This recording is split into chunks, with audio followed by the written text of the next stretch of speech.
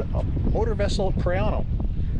If you're interested about the name, it's a from what we could find online, as long as Google AI is not lying to us, it's kind of a, it's got some Latin twist with some Spanish and Italian, and it kind of roots back to the Latin terms of where the word beach and sea came from in Spanish and Italian. It's also a little town on the coast of Italy, so that's all we can come up with it. The previous owner, they didn't name the boat. It was the original owner who named it. They left it the same. They didn't really have an understand exactly what it meant, but that's what we came up with. So I'm going to start the tour back here. So starting right at the back, got some nice lights for the platform and the lower cockpit lights, and a radio control for the Clarion Marine radio. Back here, two, they call them wet hatches with a drain. Believe it or not, people say you can fill these full of ice, and they're great for the beverages when you're out anchored. So gonna step in out of the wind, just give you a general layout.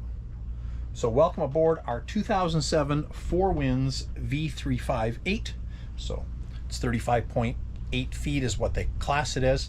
Overall, it's pretty close to 37 when you count like actual stem to stern and swim platform and all that stuff. But yeah, we hunted around for about a year to find this, or to find this style boat, and ran into some people on vacation here last week down Thousand Islands. They actually called this boat was a bit of a unicorn. They say these are hard to find, and we did find a couple for sale, and not really in the configuration we wanted until we stumbled across this one. So yeah, just quickly, so we got lift up seats back here. All of my cleaning supplies for the boat are in there. Behind that one, around that side, that flips up as well. Spare life jackets, things like that are down there. This is a fixed seat because, as you can see, that's the window from the aft cabin. So that's kind of this raised area right here is the raised headroom in the aft cabin. Coming around, it looks like about an 8-inch Kenwood subwoofer in there. The stereo in this boat is phenomenal. Sounds amazing. Nice custom-made wooden table. That was actually an item that we listed on the sale with the broker. That table had to come with a boat.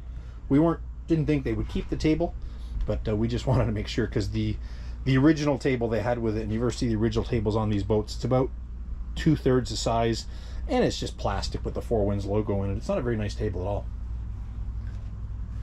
So looking forward a little bit here, down the port side, got a little sink, trash receptacle. Underneath here we got our 12-volt 120 cockpit fridge and a nice storage area. If you do have the side open, we do have a step here. If you're underway, you need to step out to step up onto the side, or if you've got longer legs, you can just catch it from there. And behind the door, we've got battery switches. And in the wintertime, during winter storage, when they disconnect the batteries, you can actually put a jumper on those two right there, and that powers up the ram to lift the engine hatch up. It's also great if you kill your batteries for some reason. You can use that on a booster pack to lift the hatch, to get in to put a jumper or something on your batteries. So really nice lights. These have been changed by the previous owner to a multicolor LED. Got a 120 volt outlet GFI right here, and that's nice. That's a high current 12 volt receptacle there if you need to run a cooler, and there's an airplane going over, I apologize. Or in this case, you can also put a TV up here. Back in the day, one of the little snowbird tutors are down here in the area today.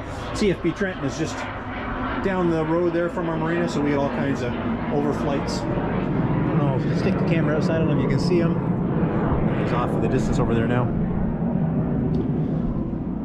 But yeah, up to the helm station. Nice big, we call this the princess seat. Again, big storage area underneath of it, but you can put, a couple people can sit there, or one person can lounge out like a princess. Each side we've got these really nice, I call these the truck windows, because if anybody had a parent when they were growing up in my generation with a truck from the 70s or 80s, they had these little flip out windows that flipped around backwards to help fresh air come in. Same concept here. They just pop open, and as you're underway, the wind catches the window and funnels it right into the boat. Makes it really nice and cool inside here. Coming across the helm station, nice big double wide helm, individual flip up bolsters for the Admiral and the skipper. Got a drop down armrest, and I don't have the helm station power on right now, but this seat is actually power. It does move forward and back, and believe it or not, I'm 6'3", and when I sit with the bolster down, I actually do have to bring the seat forward a little bit just to have a comfortable position for the wheel. Even though it doesn't look like there's that much space there, you'd be surprised. Down this side, just simple stuff. Bow thruster, that was one of the big things I wanted on the boat. Here at our marina, we have a downstream current with a crosswind normally that's back of the current, so it can be a little tricky backing into these spots once in a while. And as you can see, I'm actually bow in right now. That's a whole different story. That'll be a different video coming up here shortly. Gas fume detector, and the Fireboy, well, I don't know if it's actually halon or not, but they call it a halon fire system for the engine bay. Coming across the main helm, remote control for the Clarion marine sound system.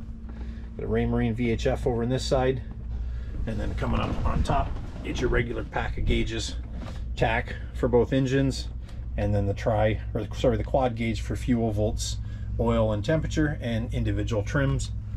Outdrive trims on both sides. A bunch of switches for all kinds of courtesy lights. There's a lot of extra switches here too that aren't being used for anything, which is nice.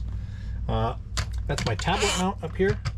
I do have I think it's an 8 or 9 inch Samsung tablet.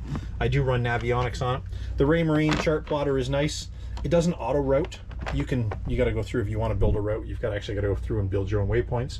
So I use Navionics and strictly use the Raymarine unit just for a radar overlay.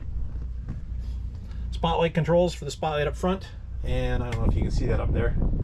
Oh no, helm station power's off. I forgot, none of this stuff works. So yeah, floodlight up there, flood and spot on a directional remote. Trim tabs. The only thing I wish the boat had, and it doesn't have a position indicator for the trim tabs. Now, I'm not sure where you would put one. There's not a whole lot of space here, but yeah, our last boat had it, and it's really nice because you can, especially when you're trying to adjust it, you have an idea how much trim tab you've got. And we get into the digital throttles. These I really like. This is just, there's a spider hanging off too. Just simple, just digital, nice, not a whole lot of friction, not a whole lot of movement required. It does have a sync, so you hit the sync button, pull this one all the way back, and then both engines are synchronized with the computer off a single lever, which is really nice. You don't have to worry about trying to sync the two engines. Helm station's got a really nice flip up armrest down in there, lots of storage space.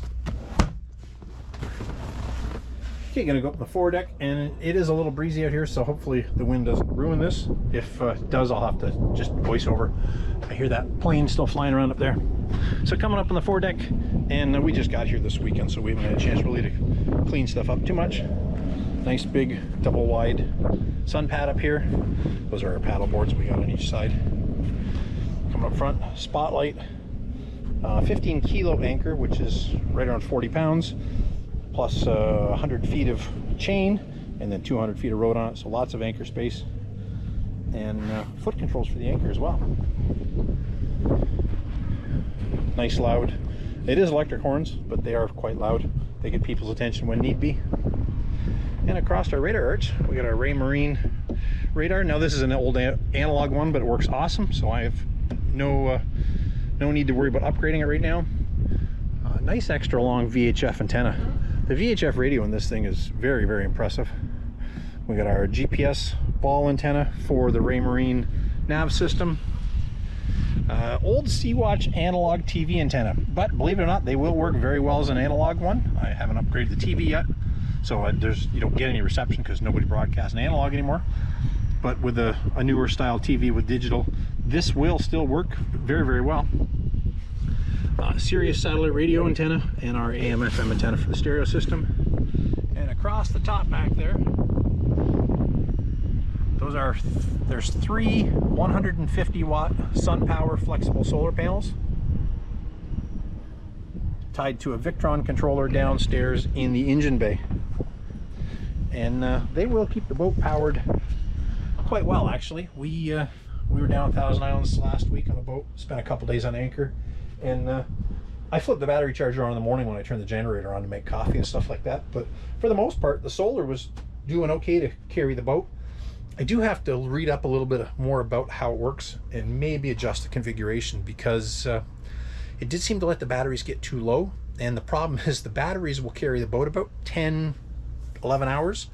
Well, by the time the batteries were low enough to a point where the solar really was ready to kick in and bring them and take over, the sun was just about down. So that's kind of not what you want. The idea you would think is the solar would provide everything and the batteries would just give it that little extra, but I don't know. Like I say, it's a Victron system. It's kind of what everybody uses.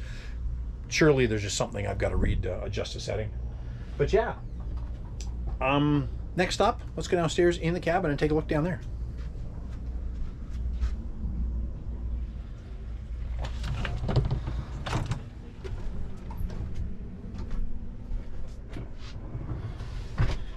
Okay, we're down inside the main cabin here.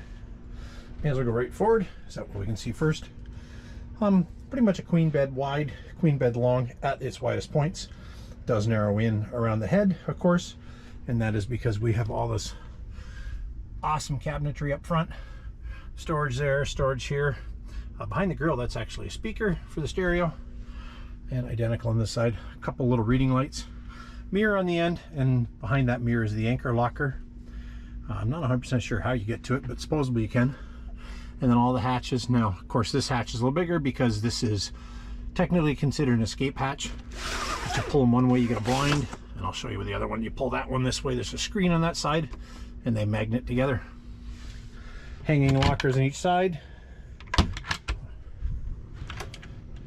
Don't really have a whole lot in those right there. We're just down for the weekend. Big drawer here. Two small little kicker cabinets on each side. Steps on each side for climbing up. And I gotta fix this. The screw is actually falling off the track. This is supposed to tuck nicely flat in there. That's a curtain that comes across both sides to give you some privacy in the main, let's call it the stateroom up there.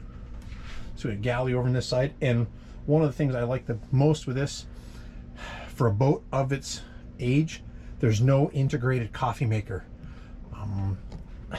Call it short-sightedness, whatever you want to do, I don't know. I've seen a lot of boats in this area. They put like a Mr. Coffee maker in, they integrated it in with power and everything, and of course, you know, 20 years later they don't work. Nobody thought of that. Saying that, however, look at this beauty. That's a really nice sharp Aqueous TV, 4x3 aspect ratio, of course, analog receiver. So it doesn't even work because of course it needs digital. I'm working on trying to come up with a replacement for that. Behind that, we actually have a safe back there. Isn't that kind of cool? No idea what the combination is because the battery is dead and I don't have a key for it. I'm trying to find a key for that, and I'm making a video on that one as well because that's been an interesting experiment. Nice microwave, two burner stove, massively huge sink, which is awesome. Let's see if I get that back on there and make too much noise. And then these cabinets drop. Look at the size of that cabinet. That's a classic Keurig. That's a full-size Keurig machine from 7-8 years ago. And I got a 4-slice toaster behind it. Regular cabinets. This one's neat right here. Little spice rack cabinet on the end. And then of course, 120 volt, 12 volt full-size refrigerator. And then all kinds of great cabinets. This is the one I like the best. Check this out. Watch this.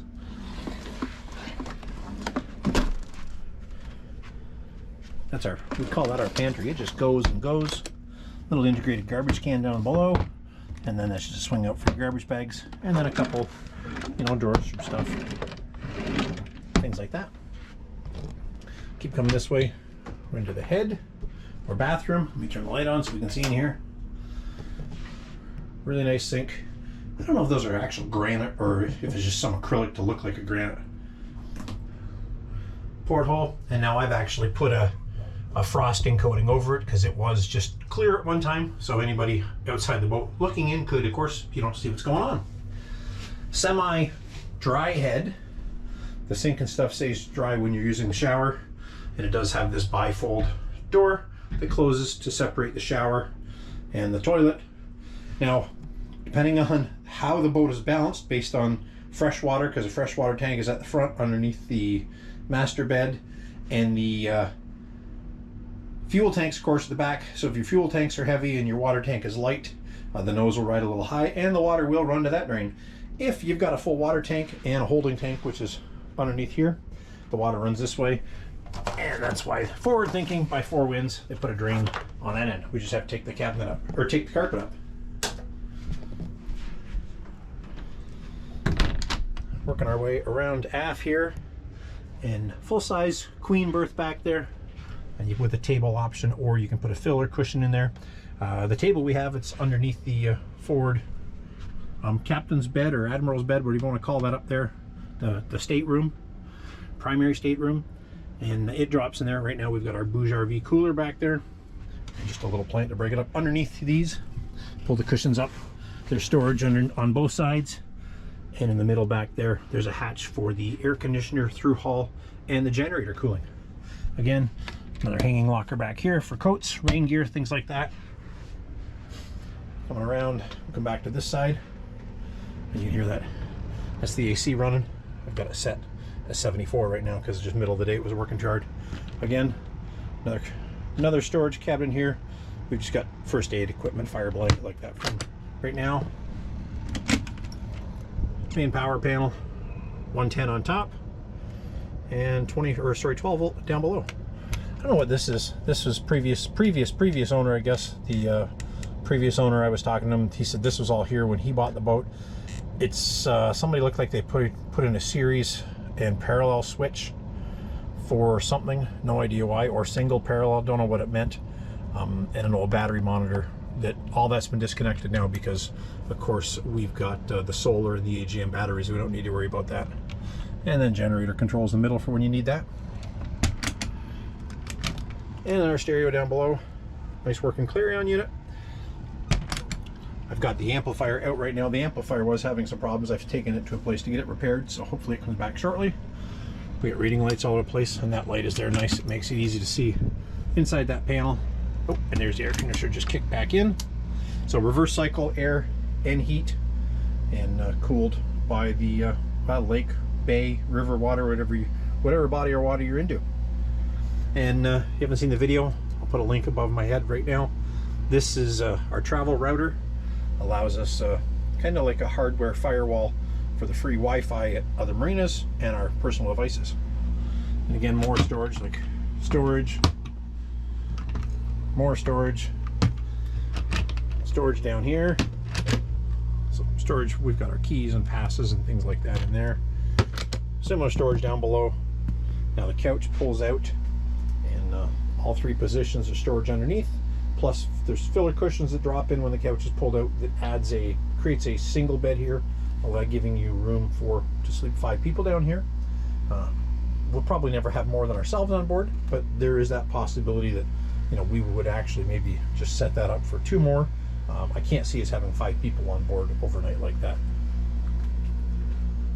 Now I'll put a picture up. I'll take a picture later tonight when it gets darker, but all up in here, and I'll turn them on and see if we can see them. There's string lighting on both sides up here, and the camera's kind of picking that up. Above, all the port lights, and at the front on both sides. And it looks really nice at night, and they light above the kitchen window there and in the bathroom as well. Now you can see this one, unfortunately, there's a bunch in the burnout. They are just incandescent bulbs, so I need to figure out how to get in here. I'm thinking I drop those 2 screws in this panel, maybe it'll come out, and I can get up there and probably replace these strips on both sides with just LED.